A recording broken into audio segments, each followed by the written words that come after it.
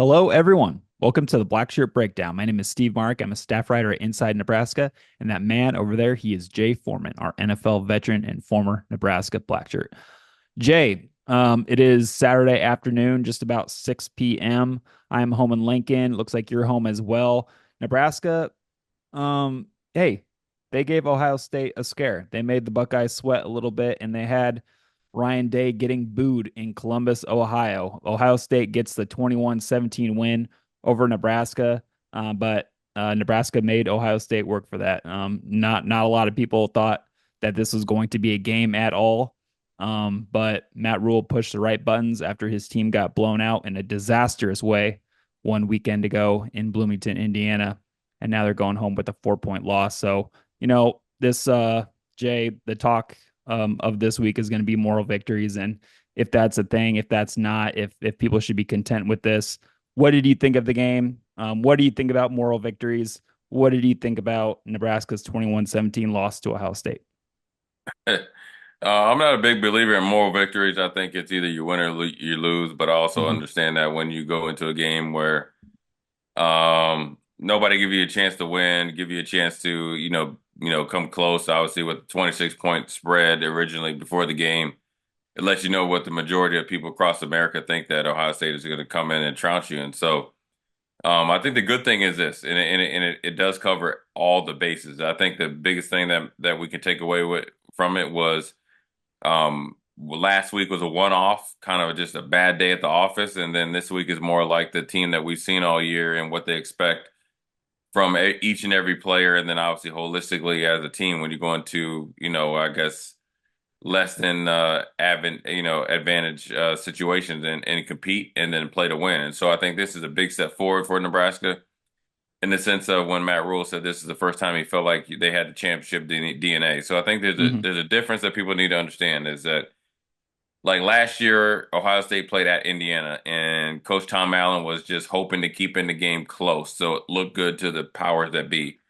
Versus this game here, where Nebraska was definitely confident because they knew who they actually were versus what they everybody thought they were, that they matched up well, going to win the offense and defensive line of scrimmage and took over and then actually put themselves in a win in a chance to win situation. Obviously, not able to make enough plays to come down the stretch. But when you think about the three or four things or 75% of what you need to do to get to the final drive or to be in the possibility for pulling the so-called upset, Nebraska did it. So I think it's a definitely a positive in every single category for Nebraska moving forward. Let's talk about three things that I liked, Jay. I liked the defense responding. Tony White's black shirts really kind of flipped the script from last weekend in Bloomington. They held Ohio State to 64 yards rushing. Ohio State came into Saturday rushing for a little over 200 per game. Quinshawn Judkins, 29 yards rushing. Travion Henderson, 25 yards rushing. Jay, you take that every day of the week with those Yeah, we two did. leads. I mean, I think the biggest thing is that what you wanted to do. I mean, learning from last week is you want to come in, shut the run game down, and see Mm-hmm. where the chips may fall as far as the pass game. And obviously, the defensive line played up to the potential against quite frankly, a better offensive line from Ohio State versus Indiana, and it just lets I guess cements that last week was a one-off, and those guys on defense, especially the older players, Ty Robinson, Nash Hutmacher, Jamari Butler, Mm-hmm. John Bullock, MJ Sherman, they have a lot of pride in the work and effort they put into potentially, being the leaders, especially on defense, but, obviously holistically as a team, to get the team to possibly bowl eligibility and then obviously a bigger bowl after a couple of victories after that. So they knew what was on the line. They definitely didn't bat an eye at Ohio State, and I think the stats showed that Nebraska was ready to play. Special teams wise, John Hull went 3 for 3. He nailed them, Jay, from distances of 39 yards, 47 yards, and then 54 yards. The field goal unit has been a disaster for most of the season, but they come back and the snaps were good from Aiden Flegge. The holds were good from Brian Brishini. And then when all of that operation in front of John Hull is clean, usually he's a pretty good kicker, and he showed off his big leg 3 for 3, distances of 39, 47, and then 54. Jay, what did you think of the special teams aspect of Nebraska's game? Well, after they started, obviously the first kickoff return, fumbled it and muffed it, obviously like here we go again. But I think, and then obviously a shank punt by Bushini. But I think it Mhm. quickly, Nebraska, special teams like the offense, defense, as we mentioned previously, stepped up and recovered. And I like the ability to kick the ball through the uprights. And I think Mhm. the emphasis on the snap and hold has obviously been something that they probably, I don't know, but I'm assuming worked on in practice, and that's where you're able to see a kicker that Matt Rule and Coach Foley and everybody said has a strong leg and has the accuracy, come to fruition in a snap kick hold or snap hold kick, and that was on display today, and so it's big time where you go into the history books as 54-year-old field goal. But ultimately, I think it's set up by the emphasis on getting on, better at the fundamentals and the special teams level, which is a snap, hold, and kick. And then obviously, I think the coverage units was really, really good. And so when you eliminate Ohio State as far as many opportunities that they have, right, how many times they possess the ball, but then when they do possess the ball, they're not in an advantageous position. I think works well for Nebraska, and we saw that today, even though Nebraska came up short. One more bright spot, one last bright spot that I want to talk about. Then we'll get into some plays here, breaking them down. But Nebraska's rushing offense, the handoff rush game. Nebraska rushed for 121 yards. That's their first 100-yard rushing game since Purdue.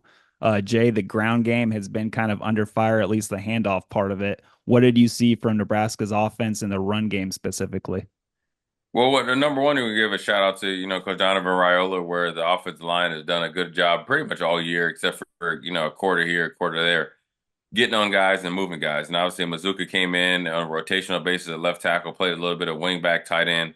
So there's continuity there. That what we had at the end of or at the beginning of the year, and obviously the end of the first year, how to run the ball effectively, and they've done that, or they did that today against a pretty big front, pretty active front of Ohio State. So they pick and chose their spots, and then definitely like the Emmett Johnsons took care of business. So it's exciting for Nebraska as they move into the next 4 games to think that they're able to line up and play a little bit of smash mouth football and win the game. This was a 19-yard run from Dante Dowdell early in the fourth quarter. Jay, what did you see on this specific play? To my untrained eye, Thomas Fidone, the tight end, does a little insert block right to the right of the left tackle, Gunnar Gatula. Everybody kind of does their job. And then Jamal Banks, he's been kind of under fire for his perimeter blocking or lack thereof this season, but he digs out the safety here, and Dante Dowdell gets a 19-yard gain. Look, an explosive run, whether you're backed up or you're kind of like a little bit of the go zone here is definitely, something that's a big deal. We'll look at where Dante Deldo. I always talk about, direct access to, the second and third level. Watch them right here. Everybody's hat on hat. The offensive line, they're not in the catch technique, which essentially they're taking on the chops, but they're essentially trap blocking the three technique to the left and seeing if the inside linebacker on the play side can make a play, and they're not. Good crack block there by Jamal Banks. Now you leave your big 230-pound plus running back that can run a 4-4 one-on-one with the safety.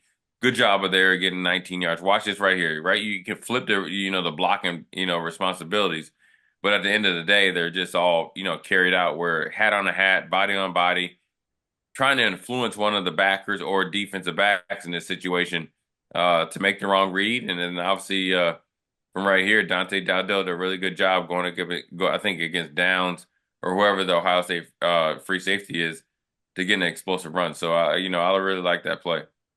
Yeah, and that comes, after, there's a lot of press conference talk with Marcus Satterfield and the run game and how he wants to commit to it. And we can talk about that later, Jay, but I just thought that it was good to see with Nebraska's offense rushing for over 100 yards on this Ohio State defense, which has some dudes up front. But let's flip the script and let's go to the defensive side of the ball. We already talked about Nebraska's run defense, and that showed up big time here on this 4th-and-1 play early in the first quarter. This is Ohio State's first drive of the game. They go for it on a 4th-and-1 and get stuffed. MJ Sherman is the one who gets credit for the tackle here. He kind of just sticks with his block, shoots his gap, and gets the TFL here. Yeah, right here. I mean, this is on the heels of the offensive series not being very good and then the shank punt. You never give up on an opportunity to throw an Ohio State offense off the field. But you watch this right here. I mean, granted, you talked about MJ Sherman and everybody else they need. This right here was set forth or whatever against, for Ohio State offensive line. You got Nash, Judy, Bullock coming down, Ty Robinson winning, and then obviously, whether it's Princewell or anybody else that's coming in there that was able to clean it up and then obviously get the full credit for the tackle for loss against us as Ohio State defense. But I think it's also a tone setter, Mhm. letting the Ohio State, staff and players know that they're not just going to get anything easy, not only early in the game, but late in the game. Really good job by Nebraska's defense line. Obviously, the run fits and everybody else associated with the running back, not holding his balance.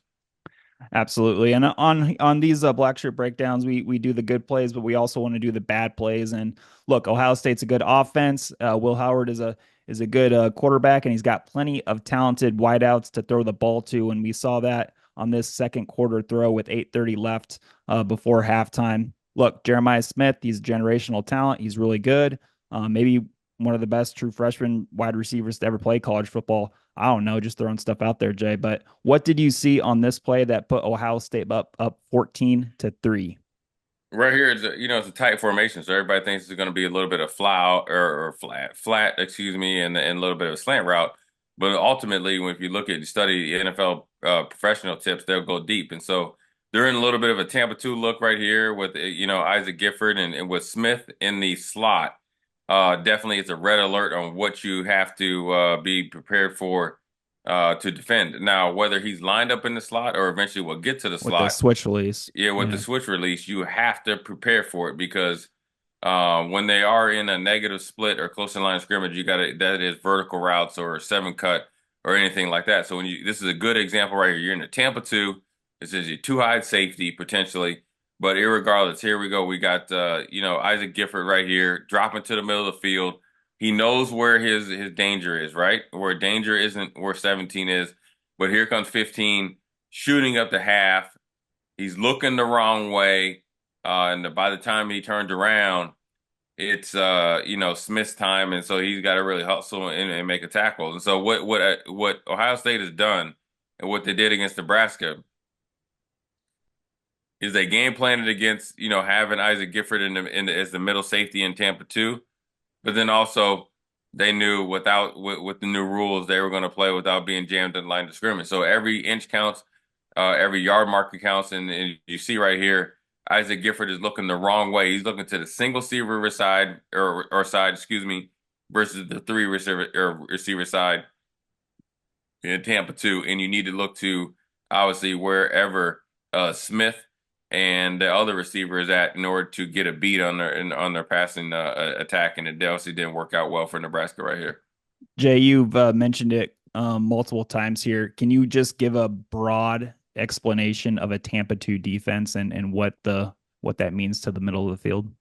Tampa 2 is what people think is a cover two, right? Obviously, two deep safeties, and then you're either playing man or zone underneath, right? And what Tampa 2 is they found a way to get into a three deep zone by having your middle linebacker or dime linebacker or nickel linebacker play at the position where Isaac Gifford is right now defensively. So it allows the two original safeties, in this case, which would be Gifford Singleton. and Singleton, allow them to be play in the deep half. And so what you want from your middle defender is the ability to run with cover three. And so when you look at cover three or the third defender to your side, because most likely the fourth wouldn't get out in the passing tree, is you got to count one, two, three. Number one is delayed to the flat. Number four, which is Jeremiah Smith, is now up the hash, and that is my target line. And so when you see this right here, you got to communicate to the present day linebackers and potentially one or two, but more importantly, you want to make sure from an administration standpoint that you have your stuff together. So when they evaluate not only the coaches and the players, you know what you're doing on a big stage. And so right here, I'm not sure who's the cornerback. You want to make sure that you turn to the three receiver side, which is the most dangerous side.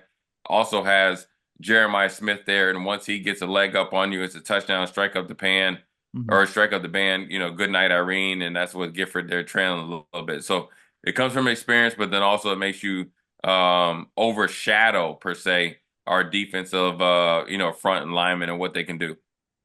Absolutely. Common term with DBs, if he's even, you're leaving. I think that kind of came into play here with Isaac Gifford and that kind of deep post that he was supposed to have there. But Jay, let's turn it around on the offensive side of the ball. Dylan Raiola's 30 plus yard scramble here. That is something new that we saw. He did a little bit of scrambling early on in the season, then it just kind of disappeared. He didn't even really attempt to pick up any yards with his legs when they were there to be picked up. But today against Ohio State, he sure did. And this one came up in a big way with a 30 plus yard scramble on a 3rd and 10. What I like most about this, we were talking off camera about this one, Jay. Dante Dowdell's blitz pickup makes this whole thing.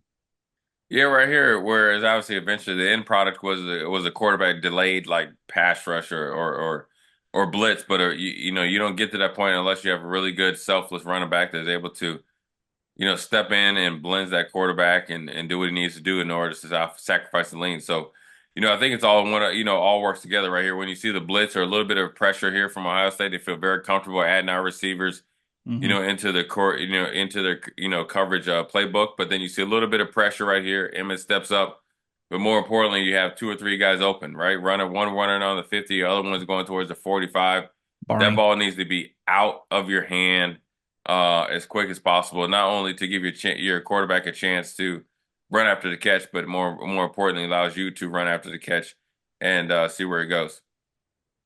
And this next play here, Jay, this is probably the last one that we are going to do. MJ Sherman, I thought MJ Sherman did a really good job today. 3 tackles for loss, I believe. One of them is a sack, and we're going to take a look at the sack right now. But this was a big moment too because this is a stop on 3rd down, I believe, and then Ohio State misses a field goal too. So this is just one of the many examples of the defense coming to play and keeping the team in this game with the offense struggling to move the ball like it has been. But Jay, what do you see here from MJ Sherman? I think he just simply beats the right guard here. Yeah, most definitely. You see what you expect and what you've heard from MJ Sherman is it doesn't matter what day and time or what position he plays, he's there to get into the backfield and obviously, take credit for, another player getting some sacks. And so, I think the biggest thing for, any quarterback is dealing with the expectations, but then also dealing with, the coverage and the blanket coverage and everything else that comes along with it. So I think the biggest thing, as you said, and I was getting a little bit long with it, but whereas Nebraska offensively get into a rhythm, both offensively and defensively, and then everything after that will come rather easy because it'll all be set up by offensive line play. Look at Ty, just he's not going to get credit for any of this, but he's taking up 2 blockers, allowing for one-on-ones on the outside with MJ Sherman on that right guard, and then looks like James Williams on that right tackle, and then MJ Sherman just beats his guy, flushes him out to the right. Jamari Butler on the left tackle as well, getting some action. Yeah, that's just very good. Jay, with the loss coming back to Lincoln, what do you think the vibe is like on the team right now? Because like I mentioned before, the moral victory is just going to be the talking point for the rest of the week now. Some people are going to like the way that they played against a more talented and a team that many thought was going to be like a 52-7 type game. But then other people are going to be like, well, it's a moral victory. A loss is a loss. During these moments when you were playing, I mean, how did you take this as a player? How did the coaches kind of talk about this type of game in this situation where you go up against a better team and you almost beat them, but you don't ultimately? What's kind of the vibe like? I think really, as far as like the moral victory, that's for like the fans and people that I guess prognosticate. I think really, to be honest with you, if I'm Coach Rule, and especially what rings in my head is that he said this is the first time he saw that they really showed championship DNA. So now, Mm-hmm. as soon as we touch down, I want more, and I'm be even more demanding. And now I think that we have a true, I guess, pattern or whatever practice week, what could lead to bigger and better things. And so. I'm not, like I said, I wouldn't be into moral victories, but I understand that, we righted the wrong and we represented ourselves to the, more than utmost and played, more than the respectable football we came in and coached and did everything and prepared to win. we didn't come out on the winning end. Obviously, there was some hand in those cookie jar from the refs and stuff, and it's Coach Rule and whoever calls the Big Ten. That'll be their job for the week. But ultimately, we're trying to take what we did this, like Saturday, which was a few hours ago, plus what we did during the week and the bye week, obviously, or actually plus during the week, and then add it to what we did here in the short kind of mini week. I'm going to try to use that for the rest of the season because it's something in the details, something in the team bonding, something in the message that's come from the head coach, and it's definitely drastically different what they had before. So I think majority of the guys are playing for the right reasons. Who they're playing for and why they're playing for and how they're playing for is obviously rest to be assured in another podcast. But ultimately, I think it's a step in the right direction in order to really make this thing a verified step in the right direction. Nebraska is more than capable of being UCLA at home, Mm-hmm. going to a bye week, rectifying whatever you didn't do in the previous bye week, Mm-hmm. come out of the last bye week, helming guys or guns a blazing and beating Wisconsin, or I think USC beating their head in out there in LA. But more importantly, the most important game is the next game, which is UCLA. No matter what their record is, no matter who their head coach is or offensive coordinator is, Nebraska should show up prepared, wanting, and needing to get a big victory at home.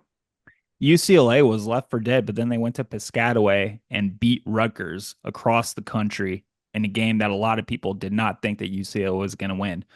They are on a bye week right now, the Bruins are. So Nebraska will be getting some fresh-legged Bruins in Lincoln in a home game in Memorial Stadium for the first time in a month. Last time there was a home game was Rutgers, and that was like October 5th. So it's been a long time with the Husker fans away from their team. That place is going to be packed. UCLA in town for the first time in a while.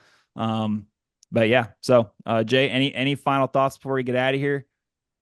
I mean, I think that obviously with Nebraska, I think it's a step holistically, offense, defense, and special teams, kind of like what you expected, kind of moving in the right direction, one step in front of the other. And then I think obviously the players themselves, I think I'm more encouraged this week is that they were able to look themselves in the mirror and see who played well, who didn't play well, and not have your only your solo, I guess, opinion.